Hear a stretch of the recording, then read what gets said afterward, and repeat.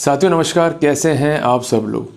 साथियों, कई बार आप सबकी क्वेरी आती है कि 105 BNS क्या एंटी करप्शन केसेस पर लागू होगा या नहीं होगा, और अगर होगा तो किस प्रकार होगा, और हमें हमारी फाइल में क्या क्या बिंदु देखने हैं to see the compliances of section 105 of BNSS।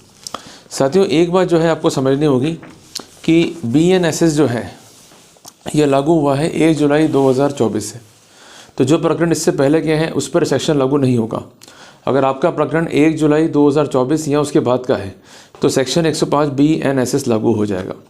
अब क्या कहता है ये प्रोविज़न और कैसे हमको जो है इसका बेनिफिट मिलेगा, तो इसके लिए सबसे पहले आप किताब में सेक्शन 105 BNSS जो है ओपन कीजिए। और चूँकि हम बात करेंगे थ्योरेटिकल पर्सपेक्टिव से भी, हम बात करेंगे प्रैक्टिकल पर्सपेक्टिव से भी, तो हर चीज़ यहाँ पर इम्पॉर्टेंट है। देखो, सेक्शन 105 BNSS जो है पार्ट नंबर डी, जिसके लिए वर्ड यूज हुआ है मिसलेनियस, उसका जो है पार्ट है। 105 BNSS से कहता है recording of search and seizure through audio video electronic means, कि जो भी सर्च होगा, जो भी सीजर होगा, उसको रिकॉर्ड करना है, बट कैसे? ऑडियो वीडियो इलेक्ट्रॉनिक मीन्स से, जो कि संभवतः क्या होगा? Mobile phone. बट प्रश्न है किसका मोबाइल फ़ोन होगा, इसके लिए क्या पैरामीटर फॉलो होंगे, किस तरह से वर्कआउट करना होगा, ये आज भी बड़े विचारने बिंदु हैं। और कई बार देखा गया है कि कंसर्न एंटी करप्शन ब्यूरो इस तरह के प्रोविजंस को फॉलो करने में कोई भी रुचि जो है नहीं दिखाती है। कई कारण इसके हो सकते हैं कि वो नेग्लिजेंट है या अनप्रोफेशनल है या उनको प्रॉपर ट्रेनिंग जो है नहीं दी गई है। यद्यपि ऑनरेबल सुप्रीम कोर्ट ने अपने फैसले में कहा था कि प्रोफेशनल ट्रेनिंग जो है मिलनी चाहिए to deal with the electronic records. अगर नहीं मिलेंगी तो डेफिनेटली जो कमियां रह गई हैं, जो लेकुना रह गए हैं, उसका फ़ायदा मिल जाएगा अक्यूज्ड पर्सन को। साथियों, 105 BNSS का जो है ये कहता है कि the process of conducting search of a place, कि किसी प्लेस को सर्च अगर किया जा रहा है। साथियों, आप ज़रा एक सीन को जो है दिमाग में फिट कर लीजिए कि आप अपने दफ्तर में बैठे हैं, एकदम जो है विजिलेंस वाले आते हैं या CBI वाले आते हैं या एंटी करप्शन ब्यूरो वाले आते हैं और आपसे कहते हैं कि पैसे कहाँ पर है। आप कहते हो कौन से पैसे? फिर जो कंसर्न परिवादी है या आवेदक है या तकरारदार है वो कहता है कि सब पैसे फला फला स्थान पर पड़े हुए हैं। तो ये स्थान कौन इंडिकेट कर रहा है? कंसर्न परिवादी, ना कि आप। उस स्थान पर जो है ये सर्च काउंट करते हैं और पैसों को जो है रिकवर कर लेते हैं, और उसके बाद संभवतः इस पैसे को जो है वो गिनवाते हैं और अग्रिम कार्रवाई जो है वो काउंट करते हैं। तो जब भी किसी आर्टिकल को हम ढूंढ रहे हैं या प्राप्त करना चाहते हैं तो उसकी जो प्राइमरी CD है वो है सर्च। अगर वो आर्टिकल या वो प्रॉपर्टी जो है हमें इजीली नहीं मिल पा रही है तो इसका भी प्राइमरी स्टेज क्या है? The process of conducting search of a place. और दूसरा है taking position of any property. एक बात ध्यान रखिएगा, प्रॉपर्टी का मतलब अचल प्रॉपर्टी नहीं है। यहाँ पर प्रॉपर्टी का मतलब है केवल और केवल चल संपत्ति। इस बात को दिमाग में सेट कर लीजिए, क्योंकि इसके साथ साथ वर्ड लिखा हुआ है आर्टिकल और थिंग। क्लियर है? अगर ऐसा नहीं होता तो इस तरह की शब्दावली को उपयोग में नहीं लिया जाता। तो कोई भी प्रॉपर्टी है, कोई भी आर्टिकल है, कोई भी थिंग है, तो हम नटशेल में कहेंगे it must be a movable property और अचल संपत्ति। क्लियर है? चल संपत्ति क्या होगी? जो चलायमान है। उदाहरण के लिए एक पेन, उदाहरण के लिए एक कॉपी, उदाहरण के लिए एक मोबाइल फ़ोन, ये चलायमान संपत्ति है। ठीक है? अगर मैं कहता हूँ कोई ज़मीन है तो वो चलायमान नहीं है। क्लियर हो गया आपको? तो जो भी चलायमान संपत्ति है वो इस कैटेगरी में कवर हो गई। मींस एनी प्रॉपर्टी और आर्टिकल और थिंग जिसका कि पोजीशन लिया जाना है अंडर दिस चैप्टर और अंडर सेक्शन 185 ऑफ BNSS। इस बात को जो है ध्यान रखिएगा। और 185 BNSS क्या है, इसके लिए अलग से मैंने अपने नोट्स जो हैं लिखे हैं, आप वहाँ जाकर जो है देख सकते हैं कंटेंट को। Including preparation of list of all things seized in course of such search. ये वर्ड इंक्लूडिंग आपको जो है हटाना पड़ेगा। अगर वो किसी प्लेस को सर्च कर रहे हैं और सर्च के दौरान कोई आर्टिकल मिल रहे हैं जो इंक्रिमिनेटिंग है, इसको हम पूर्ण रूप से कब कर रहे हैं इसकी व्याख्या। और ऐसा बिलीव है पुलिस के पास या ACB के पास या विजिलेंस के पास कि ये जो एलिस्ड एविडेंस है या जो एलिस्ड आर्टिकल है या जो एलिस्ड प्रॉपर्टी है वो बेसिकली कंसर्न व्यक्ति के विरुद्ध एक एविडेंस को संस्थगित कर सकती है, और ये एक प्रॉपर एविडेंस है, केस में रिलीवेंट है और इंक्रिमिनेशन जो है ये क्रिएट कर रही है, then the article will be seized in the course of search. इस बात को यूँ पढ़िएगा।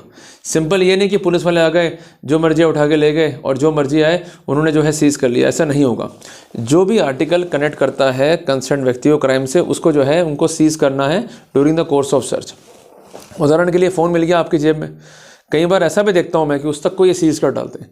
बट मैं आपको बार बार कहना चाहता हूँ कि जब तक कोई रिलेवेंसी नहीं है एलिस्ट प्रॉपर्टी की, एलिस्ट क्राइम से, तब तक उसको सीज नहीं किया जा सकता। Every seizure must be reported by reason. Judgement क्या है ऑनरेबल सुप्रीम कोर्ट का? इंद्रजीत बनाम संतोष, जजमेंट का डेट है 19/4/2022। इसके अलावा आप रेफर कर सकते हैं 18A prevention of corruption act को भी। साथियों, इसके अलावा अगर दो प्रोसेस ये लोग मानते हैं कि जस्टिफाइड है, पहली बात तो सर्च करना, दूसरी बात है कि सर्च के दौरान आर्टिकल का मिलना, उसको सीज करना।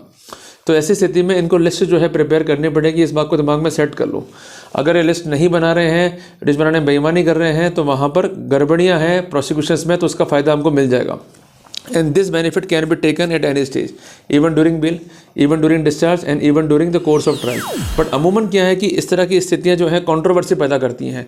तो कहा जाता है कि इस तरह का बेनिफिट जो है आप ट्रायल में लीजिए। अगर आप बेनिफिट लेंगे डिस्चार्ज की स्टेज पर, तो बेनिफिट मिलने की पॉसिबिलिटी बहुत कम होती है। और बेल की स्टेज पर it might be a relevant factor to get bail from the court of law, because जहाँ भी केस जो है ब्रेक होगा उसका डेफिनेट फ़ायदा जो है हमारे को मिल जाएगा। तो सबसे पहला प्रोसेस क्या है? To prepare the list of all the things. अब यहाँ पर अगर उनकी मंशा होती अचल संपत्ति को इंक्लूड करने की, तो यहाँ वो क्या लिखते हैं? Any property. जबकि वर्ड क्या आया है? All things. तो हम कहेंगे कि जो भी चल संपत्तियाँ मिली हैं सर्च के अंदर और उनको सीज करना है, तो सबसे पहले उसकी लिस्ट जो है प्रिपेयर करनी पड़ेगी। क्लियर है? और लिस्ट प्रिपेयर करने के साथ साथ उस लिस्ट को साइन करेंगे विटनेस। पर एक बात जो है ध्यान रखिएगा कि विटनेस के साथ साथ जो अधिकारी उन्हें सीज कर रहा है वो उन्हें हस्ताक्षर करेगा। जिस व्यक्ति के पास से उन आर्टिकल को सीज किया जा रहा है वो भी साइन करेगा। इसके अलावा विटनेस कौन से होंगे? जो लोकेलिटी के हैं।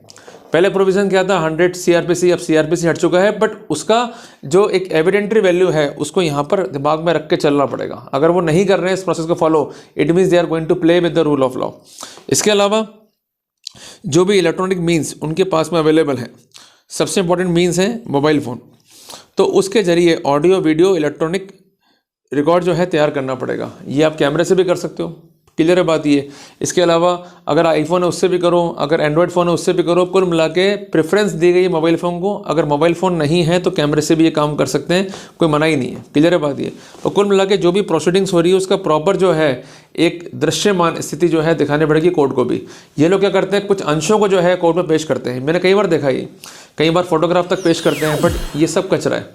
From the inception till the end you have to keep the recording with you. अगर वो नहीं रख रहे हो उसका मतलब आप बेईमानी कर रहे हो। आप कुछ अंशों को क्यों रिकॉर्ड कर रहे हो? क्या है ये गेम? ऐसा नहीं चलेगा भाई। कुल मिला के पूरा वर्कआउट करना है फ्रॉम स्टार्टिंग टिल एंड। अगर ऐसा नहीं है तो प्रोसीडिंग अपने आप में गैर कानूनी, आर्बिट्री, इनलीगल और इस सेक्शन की मंशा के विरुद्ध होगी। कुल मिला के किसी की हम लाइफ और लिबर्टी से नहीं कर सकते। अगर हम खेल रहे हैं तो ये डायरेक्ट वॉलेशन है आर्टिकल 21 संविधान का। दूसरी इंपॉर्टेंट बात यह है कि जो वो कंसर्न मोबाइल फ़ोन है, हालांकि यहाँ लिखा हुआ नहीं है, बट रूल ऑफ प्रूडेंस ये कहता है कि मोबाइल फ़ोन भी सीज हो जाना चाहिए। ये लोग करते हैं क्या है? उस कंसर्न मोबाइल फ़ोन में जो डाटा है उसको शिफ्ट करते हैं लैपटॉप या कंप्यूटर में, उससे ये प्रिपेयर करते हैं सीडियाँ और उसको जो है सबमिट करते हैं कोर्ट में। कुछ पेन ड्राइव की जो है प्रोसेस करते हैं। और हालांकि धारा 63 BSA का सर्टिफिकेट दे देते हैं, बट इंपॉर्टेंट चीज़ ये है कि जब प्राइमरी एविडेंस है then why we are relying on secondary evidence. Primary evidence ना हो then we can rely, but जब प्राइमरी एविडेंस है उस पर रिलाई करना पड़ेगा। और सबसे इंपॉर्टेंट बात, ये लोग रिकॉर्ड करते हैं कांस्टेबल या किसी अधीनस्थ कर्मचारी के फ़ोन से, जबकि बेसिक गाइडलाइंस है धारा 17 प्रिवेंशन ऑफ करप्शन एक्ट में कि आपको जो है कंसर्न IO का मोबाइल फ़ोन जो है यूज़ करना पड़ेगा, क्योंकि इन्वेस्टिगेशन के लिए जो अधिकृत है वही एविडेंस को कलेक्ट कर सकता है। क्लियर है? और कई बार ऐसा भी देखा गया कि पुलिस निरीक्षक तक जांच करते हैं, जबकि कई गाइडलाइंस आ चुकी है कि पुलिस निरीक्षक is not competent for investigation until and unless he is approved by concern state government. Clear है बात ये? तो इसलिए हर बात को जो है दिमाग में रख के चलना पड़ेगा अपने को। अगर आप नहीं रखेंगे तो दिक्कत आपके लिए, कोई बताएगा नहीं आपको। दिमाग में हर एक प्रिंसिपल जो है लेके चलना पड़ेगा आपको। और उसके बाद पुलिस ऑफिसर जो है इस कंसर्न रिकॉर्ड को जो है फॉरवर्ड करेगा डिस्ट्रिक्ट मजिस्ट्रेट को या SDM को या जुडिशियल मजिस्ट्रेट को। बेसिकली आपको यह ध्यान रखना है कि जो आपका जज है जो ट्रायल करता है आपके एंटी करप्शन केसेस में, वो एक मजिस्ट्रेट भी है और एक सेशंस जज भी है। तो ये जो रिकॉर्ड है उसको ये फॉरवर्ड करना पड़ेगा। उसके लिए भी ये कंप्लाइंसेस हैं। इस परिभाषा में जज को भी इंक्लूड किया जाएगा। इस बात को विशेष जो है ध्यान रखिएगा। भले जज वर्ड यूज़ नहीं है, इवन दो जज वर्ड को यहाँ पर प्रिज्यूम किया जाएगा। क्लियर है बात ये रिकॉर्डिंग जो है फॉरवर्ड होगी और उसके बाद ये पार्ट ऑफ रिकॉर्ड बन जाएगी। अगर ऐसा नहीं किया जा रहा है तो ये अपने आप में इनलीगलिटी है। तो कुल मिला के ये धारा बहुत अज्ञापक है, बट यहाँ पर शेल लिखा हुआ है। तो जब भी ये सर्च करेंगे, सर्च के दौरान आर्टिकल मिलेंगे, उसको सीज करेंगे, तो सबसे पहले उसकी लिस्ट बनानी है। क्लियर है बात ये। उसके बाद आर्टिकल्स को भी सीज करके प्रॉपर सील मोहर करना है। फिर उसके बाद पूरे प्रोसेस की फ्रॉम स्टार्ट टिल एंड उसकी जो है पूरी रिकॉर्डिंग करनी है, और रिकॉर्डिंग के बाद उस रिकॉर्डिंग को मजिस्ट्रेट को फॉरवर्ड करना है जो उस केस का ट्रायल करेगा। अगर ऐसा नहीं हो रहा है तो ये 105 BNS का उल्लंघन होगा और ये फेटल होगा प्रोसिक्यूशन के लिए। क्लियर हो गया आपको। तो उसमें जो जो गाइडलाइंस अब बनेंगी सुप्रीम कोर्ट से या हाई कोर्ट से, आपको इस बारे में अपडेट देता रहूँगा, पर ये सेक्शन जो है काफ़ी इंपॉर्टेंट है। तो no need to worry, just emphasise on your case and definitely you will win. Provision is mandatory but we have to follow the real process. Clear है। तो जब प्रोविजन आया है तो लाभ उठाओ और उसकी लाइट में जो है अपने आर्गुमेंट्स को रखो, अपने तर्कों को रखो। No need to worry. जल्दी मिलते हैं पर एक नए टॉपिक के साथ। टिल देन जय हिंद, जय भारत।